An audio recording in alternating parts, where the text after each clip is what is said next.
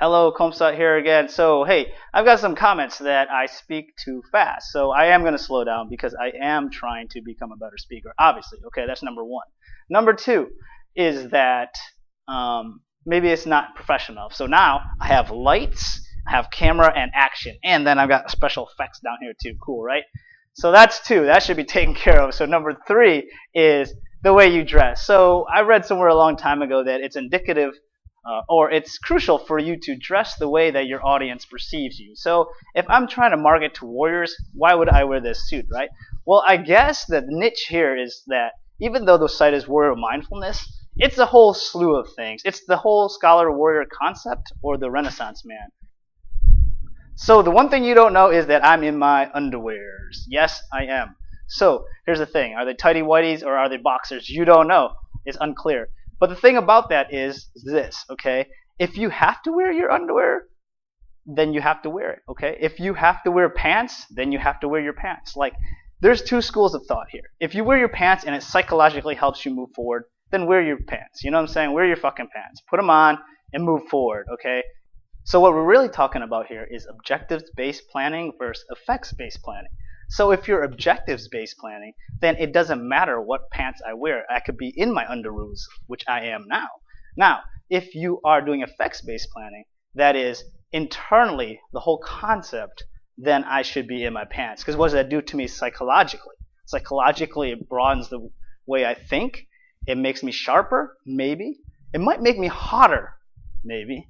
Okay, these are things that you have to consider. There's no right or wrong answer, but you have to consider these things as you move forward. Talk about a couple of things today in terms of focus. What I'm trying to get at is, you know, we have these goals and we have these inspirations, right? And since we were younger, we go ahead and cultivate those. And through time, we've kind of like emotionally distanced ourselves from our goals. Well, what does it take and what kind of focus does it take to get to the goals that we set for ourselves? So today we'll talk about that. So nature doesn't care one way or the other whether you win the game of life. So what am I trying to say? The things that we cultivate and craft in our life are indicative of how much we get in return. So what I'm trying to say is this. We throw the darts at the dartboard. The more darts you throw at the dartboard, the better you are off, right? So what if I give you 20 darts? If I have 20 darts, you know, I'm more likely to hit the dartboard, right? So you create your own luck. So people come around and say, hey, man, you got really lucky. I wish I would have done that. Well, the things you did in your life get you closer to the bullseye. So here's the key. Shoot a lot of darts, right? Sounds easy, right? Okay, so what do? How do we get more darts? Well, you got to get courage, and the courage comes from within. You have to emotionally believe in what you're doing. So what I mean by that, I mean that if you're running, right, and you're not a very good runner, and you go out there and you think you're going to run faster just because you tell yourself you run faster, that's not necessarily true. That's actually delusional. What you have to do, you have to emotionally own it. Here's another thing. You have to align yourself with the goal, right? So if you're playing hockey or soccer and there's a goalie in your way, right? Well, that goalie is indicative of you, the internal conflict within yourself. And so when we're talking about being delusional, we mean that you have to align yourself. So that fact that, hey, you know, I actually believe that I'm this good at that. And it's not a delusion. It's actually based in reality, okay?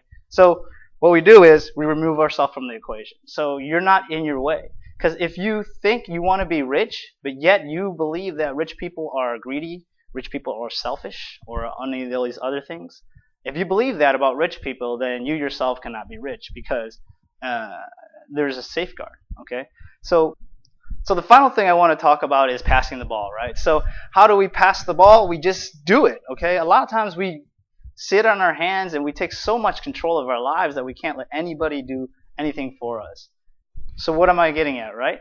If you make $30 an hour, then you shouldn't be doing anything that you wouldn't pay somebody less than that to do. So like washing your car, take it through the automatic car wash, right? Unless you love and enjoy doing it, which some people do and I do myself, especially when I have a nice car, okay? But if you don't enjoy doing it, then, you know, you should outsource it. I mean, that's a dirty word, right? But you'd be nuts not to outsource a lot of things that you do in life.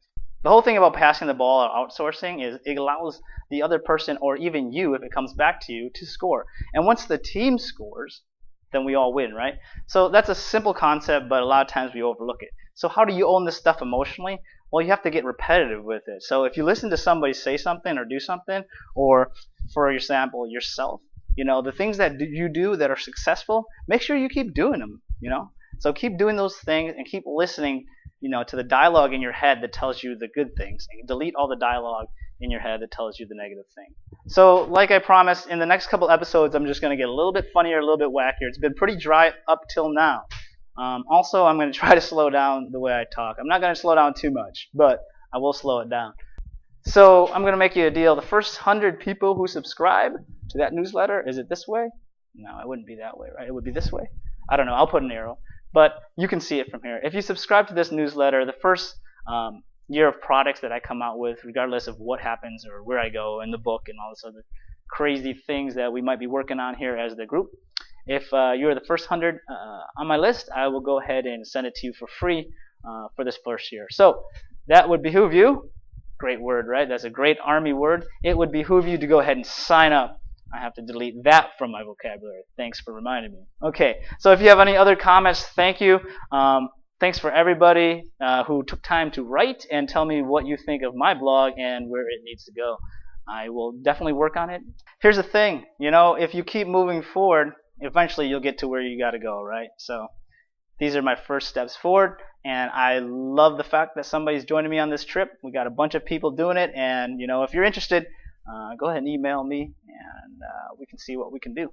All right. So lessons learned, right? I need to inject more humor. Okay. Next time, the next episode is 100%, 100%. That's probably backwards because I'm looking at the camera. 100% funnier than this one. You want to know why? Because it doesn't have anything to do with this.